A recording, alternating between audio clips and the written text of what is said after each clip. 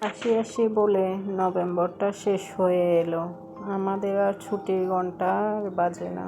ডিসেম্বরের প্রথমে বার্ষিক পরীক্ষার রুটিন, মাঝামাঝিতে ছুটির কয়টা দিন। আমাদের আর ফেরা হবে না কখনো সেই শৈশবে। কখনো দাদার বাড়ি, কখনো নানার বাড়ি। আমাদের হয়ে আর ফিরবে না সেই ডিসেম্বর। এই রাঙা দিনগুলোকে ভুলে আমরা আসলে ফেলেছি সংসারের বেড়া জালে। এখানে কখনো ছুটি হয় না, আসে না নভেম্বর। ডিসেম্বরের অপেক্ষায় এলোমেলো সময়টা পার করে আমরা ব্যস্ত হয়ে পড়ি সচেতনতার বাহারে। এখানেও রোজ সকাল হয়, আমরা ভালো থাকাটা শিখি। কাপ চা বানিয়ে বারান্দায় বসে চুমুক দেয়া, চা নিয়ে শৈশবের উঠানে গিয়ে বসা। জীবনের অন্যান্য পর্ব, বিশেষ পরিবর্তন।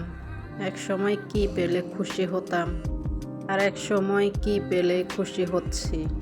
মাকেও দেখতাম যেদিন ব্যাগ ভর্তি বাজার আসতো, মা অমূল্য হাসা হাসতো। যে এমন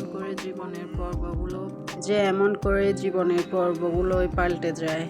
সময়ের শখ অন্য সময়ের বিলাসিতাতে পরিবর্তন হয়ে যায়।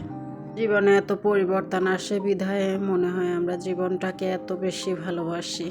যেমন ছুটিতে কাটানো ডিসেম্বরটা এখন ব্যস্ততার মাঝে কেটে যায়।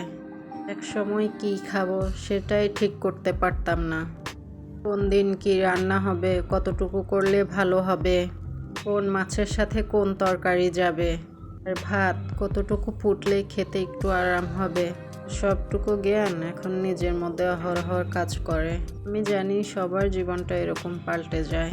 ডিসেম্বর সবার জীবনে একই রকমে আসে। স্মৃতিতে রাখা দিনগুলো কেউ রান্নাঘরে কাটাতে মনে করে, আবার অফিসে বসে বসে সেই দিনগুলোকে স্মরণ করে। পার করতেছি হেসে খেলে। কারোর জন্য কিছু করতে, নিজের জন্য কিছু করতে ভালো লাগছে কিংবা মন্দ লাগছে। একটা সময় পর হয়তো এই জীবনটায় আর ভালো লাগবে না, আরও নতুন কিছু করতে ইচ্ছে করবে। অন্যভাবে হয়তো অবসর কাটাতে মন চাইবে। ঝাল করে মুড়ি রান্না করে হয়তো আর খেতে ইচ্ছে করবে না।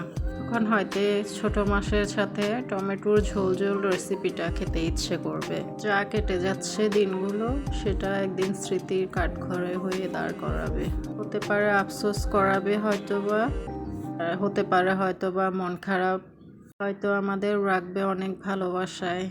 তোমাদেরও জানাই ভালোবাসা। ডিসেম্বরের আকাশে